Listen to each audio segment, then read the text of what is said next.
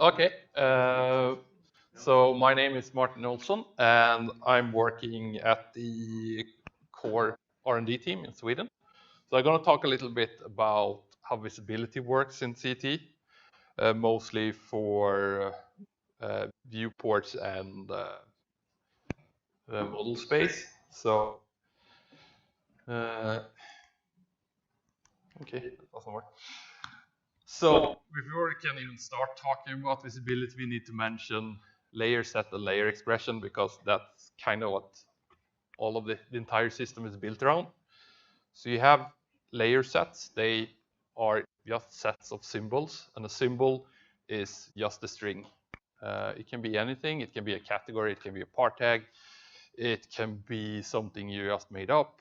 So, and then you have layer expressions. And layer expressions are expressions built up out of layer sets. So we have some example here of a layer set and a layer expression. And to use this in some kind of way, you evaluate the layer expression against the layer set. So in this case, so in this example, you take the first part here, this part, and you check that either normal or electrical is in your layer set, which both of them are. So that part will be true. And then it looks at architecture and normal, and both are in there, so it will be true. But then you have outside. So this evaluation will be false in this case.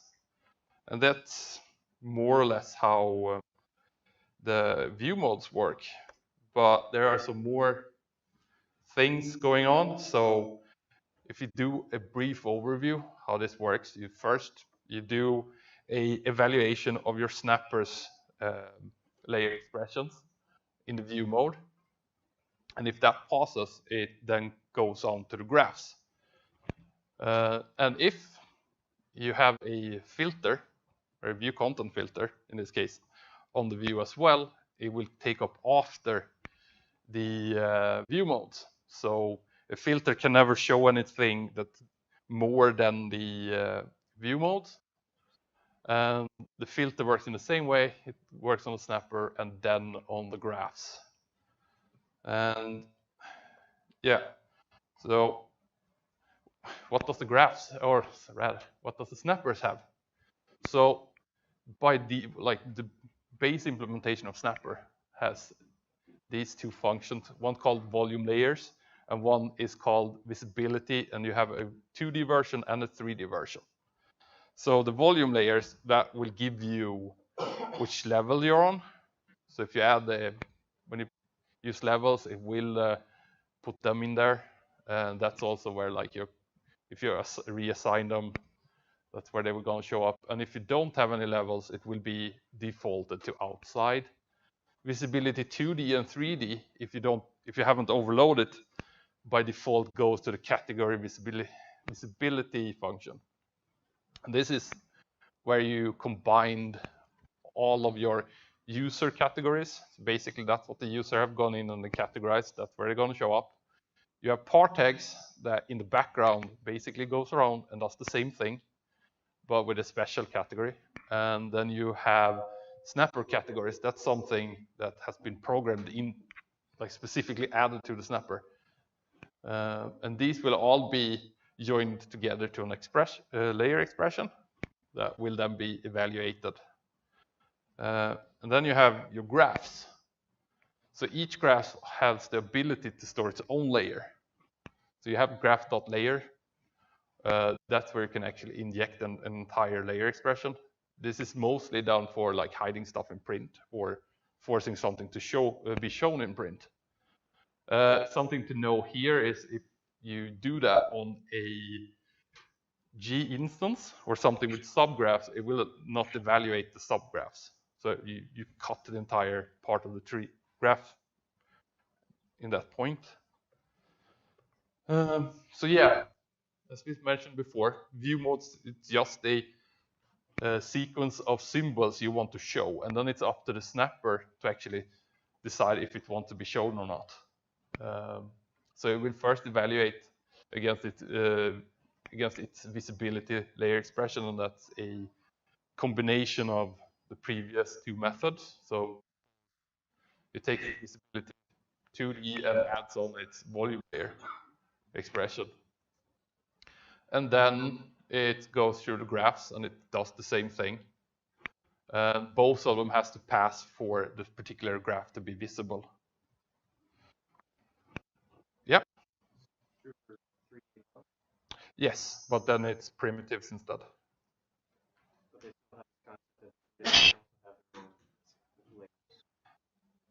Yeah, pretty sure.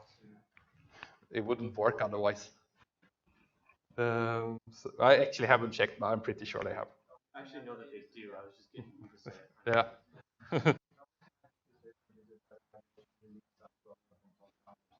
Yeah. I don't. Yeah. And Red and GDI evaluates it a little bit different, and I don't know. If you want to, we can go through that, but I don't know if that's necessarily. Well, I don't think we can ever get away from it. Yeah. But you don't need to care about it. That's the idea, at least. Yeah, and we have a couple of versions ago, we introduced something called view mode sets. So it would be just mention it.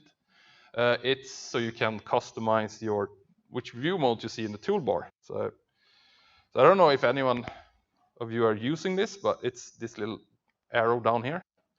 You get this one, and this is your default standard view bar. Works like it always has.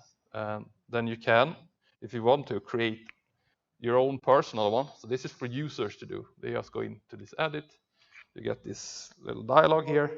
You have all your view modes, including the ones you have created in your viewports, or you have saved on disk on a disk, and you can load them. You can just like check whichever you want, and they will show up down here. You can also from here create a custom view mode, or you can edit a existing one, and they will show up. And if you want to remove them, you remove them. The difference here is the difference with the view mode set versus the normal one is that it won't switch stuff down here. So now I have my test one, and if I go up here, you see I have the same. It doesn't change, but if I go to default, it should actually change the view modes I have available down here. So that's how the users would define their own ones, the ones they want to work with. But it's also possible for the extensions to do some predefined view mode sets. And it's somewhat simple. All you have to do is extend the view mode class, have your view modes and use the add view modes function to them, and then just use this registration function for it to show up in the list. So then you can predefine certain view modes that they might need for different tasks if you want to. So yeah. And then we have filters. And this is probably just a lot easier if you demo. So a filter, so you have filters up here, and they work by first evaluating the groups. So I can show you so it goes top down. So it always has to pass all of them to be visible. So if I, for instance, say I want to show it, like if I turn on all the categories, and then I can hide it with levels, and I can show it with levels. But if I hide it in categories, since it's above, I can't force show it. Inside of these groups, they work a little bit different. Then show will override hide. So if I, for instance, hide architectural, I can show electrical. So in this case, all of these were categorized with both of them. But these also have electrical. So I can also hide the panel So this turns the visibility concept around. So instead of the snapper saying, and the graphs are telling you what if they want to be shown or not, it's the users that can like hide stuff. And in this case, this is session based. This particular filter in model space. So this is more if you want to get rid of clutter, and you also want to get behind something. But if you do this for a viewport, it will be saved with the viewport. So yeah, it's confusing, but it can be really powerful. Yep. So if we on our snappers are programming using layer expressions, yep. How will we also program against this, which is per layer? It actually evaluates on top of layer expressions. Okay. So when it takes the layer expression and then it tries to then it evaluates the filter on top of it. So you don't need to add anything more.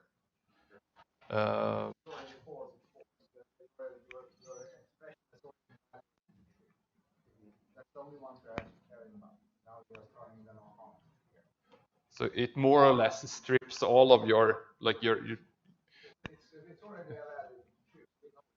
from the view mode standpoint, which is where we do that. Yeah.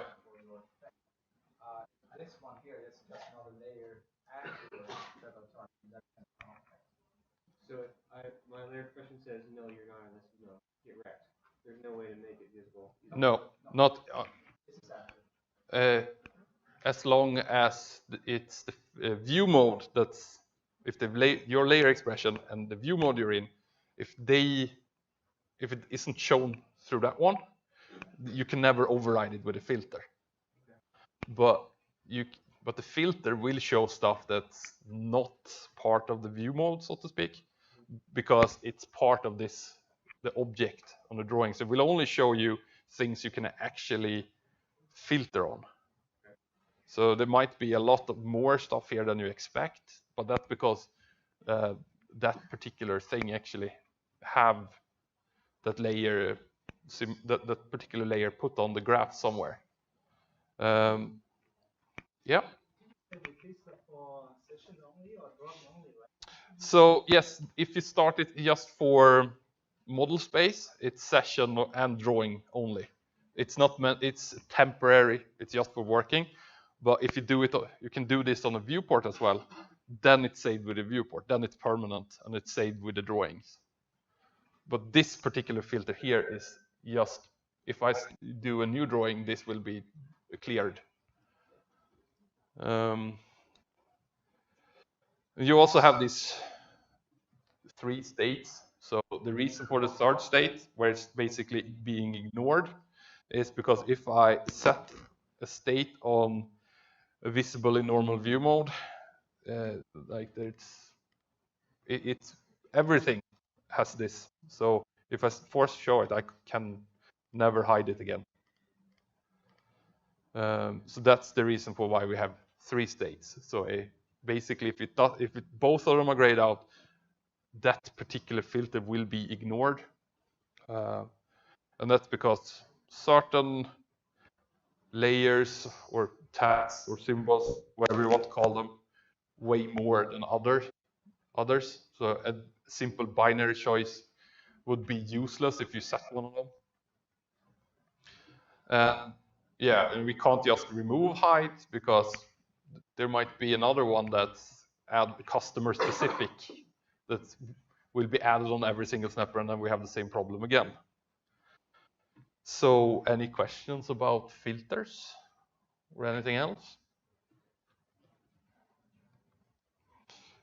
Let's see. So yeah, that's filters. So you can actually use filters for yourself. You have the view content filter. You just need to instantiate a view content filter.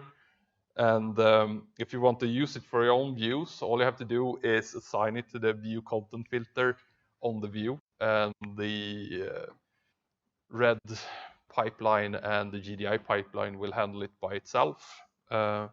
Should also be mentioned that view content filter just take a layer expression and just spits out a boolean if it's going to be shown or not.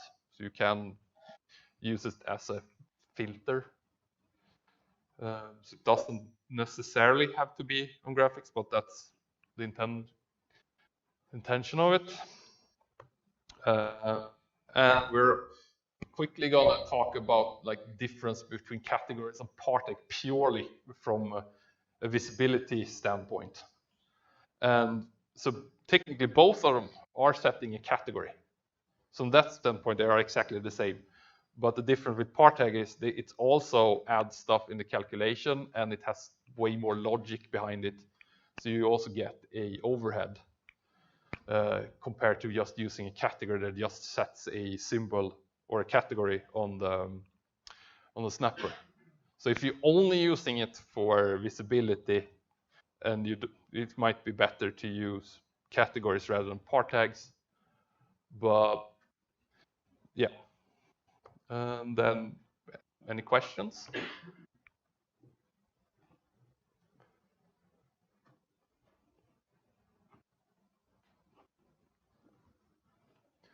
In that case, yeah, then I'm done. Yeah.